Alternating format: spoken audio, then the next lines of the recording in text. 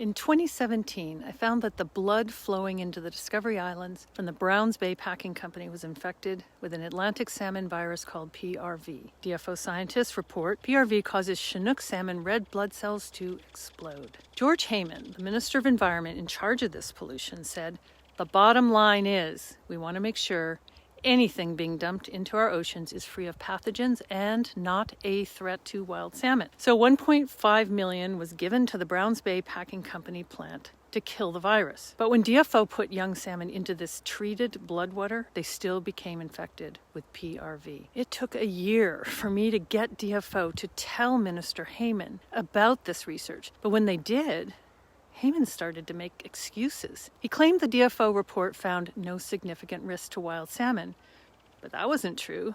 DFO said nothing about the risk, only that fish exposed became infected with the virus. Heyman said the effluent was well within guidelines to protect fish when actually his compliance staff recorded ongoing violations for releasing too many pollutants, and they are threatening the Browns Bay Packing Company with a $1 million fine or 6 months in jail. Heyman actually told me the effluent looks cleaner, as if that means anything.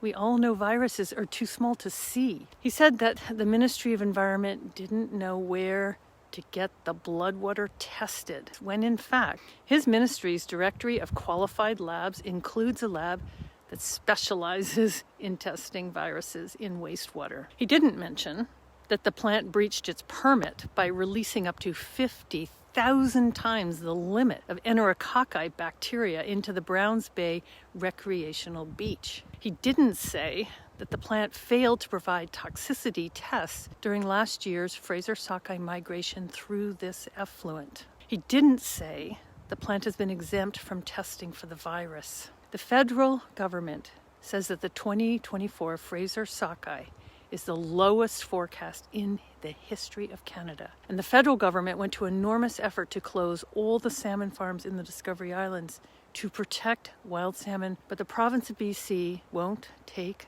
a single pipe out of the same area and just run it into a tank. Worse, their Minister of Environment, George Heyman, is deceiving British Columbians into thinking he has this handled, that it's safe, that it's low risk to the last wild Fraser River sockeye, that all the people waiting for sockeye to swim into their territories have been respected and protected when they have not. So please, Premier David Eby, replace Minister Heyman immediately.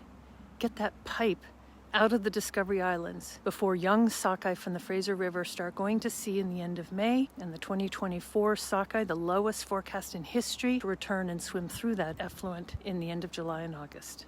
Thank you.